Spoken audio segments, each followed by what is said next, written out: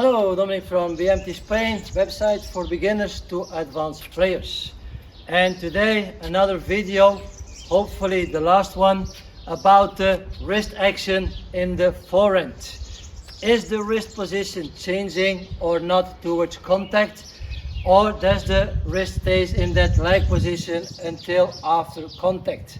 Now I still see a lot of videos where they're telling you or asking you to keep that leg position until the ball has left the strings.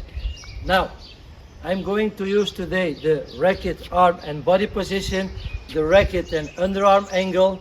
Why I'm talking about the underarm is because players like Djokovic, Sinner, Medvedev, they make contact with a bended arm, but you also have Alcaraz, Federer, Nadal making contact with a more extended arm. So it's the underarm and the racket, that is the racket angle, that is important.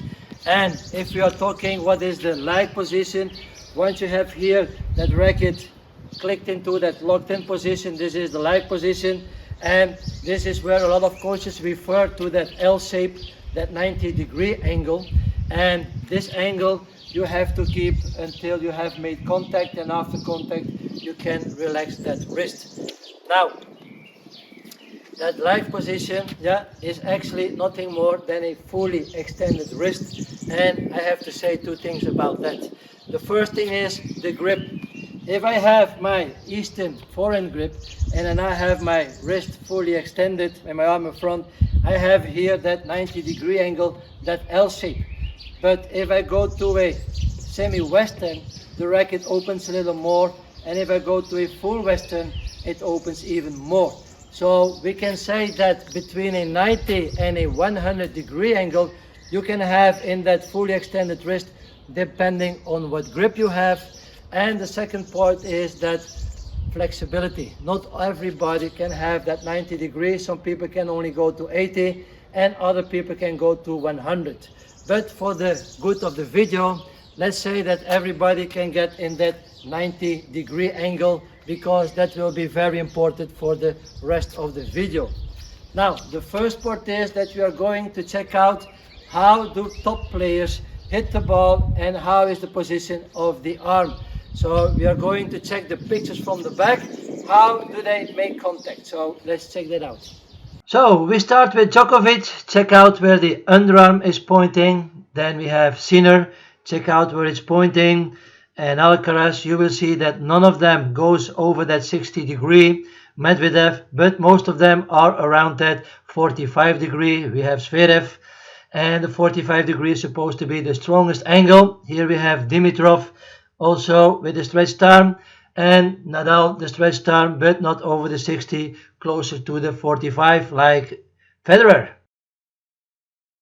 Now, we have seen that they all make contact beside them and between this angle, not here and not straight in front, but we can say between a 30 and a 60-degree angle.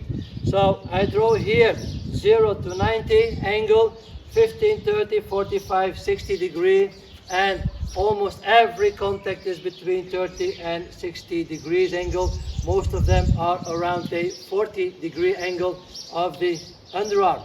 Now, also the body, is that important? Well, we are going to check some pictures from the side. How is the shoulder position?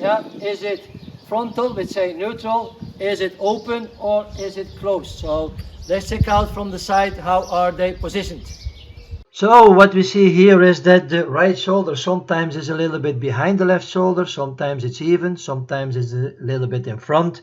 But the most important part is that the underarm keeps pointing to that 45-degree, a little bit more, a little bit less, but that is the most important part. So the 45-degree angle, they're always very close to that one.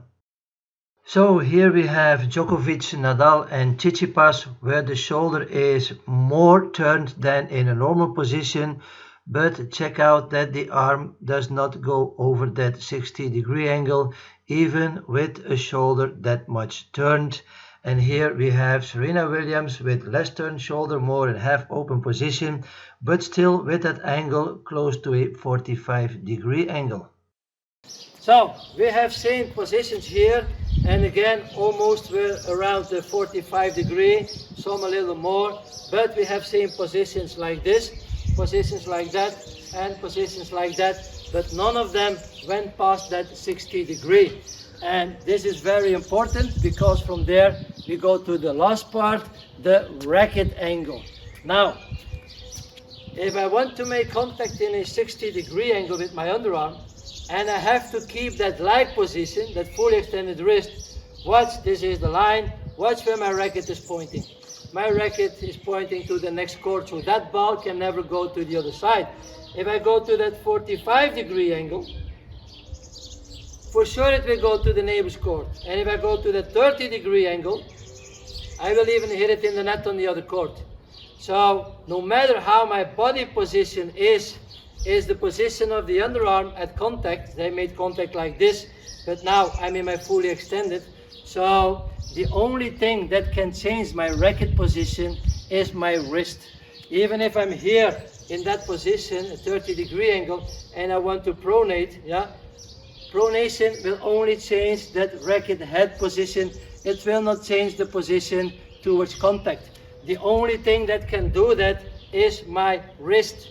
So if I have a 60 degree angle and I'm in that leg position, I have to use my wrist.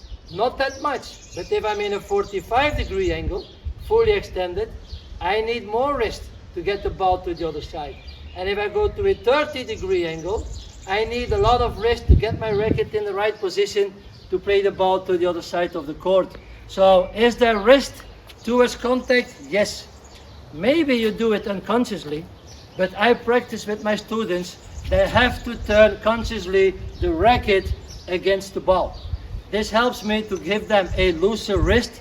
It helps them to give them more racket head speed. And after practicing this, after a while, whatever you do conscious, it starts to happen unconsciously. So once they practice, now they don't even have to think about it no more. But sometimes in the beginning of a practice, I ask them, yeah, turn the racket against the ball. Turn the racket against the ball. I'm not asking to keep that leg position. So just to repeat, if you have your arm in a 45 degree angle and your wrist in that leg position, you can never hit the ball to the other side. You need to use your wrist to get the racket in the right position. So is there wrist movement towards contact? Yes. So all I can say, thank you for watching. See you in another video. So here we have a student, and the only thing I'm asking is turn the racket as fast as you can against the ball. And as you can see, here she's making contact. You see the ball in the strings. Her underarm is in around a 45 degree angle. So if she would have been in that leg position, she could never hit the ball like this. So again, we can say there is wrist action towards contact, and it gives her a lot of pop. Bien. Bien. Bien. Bien.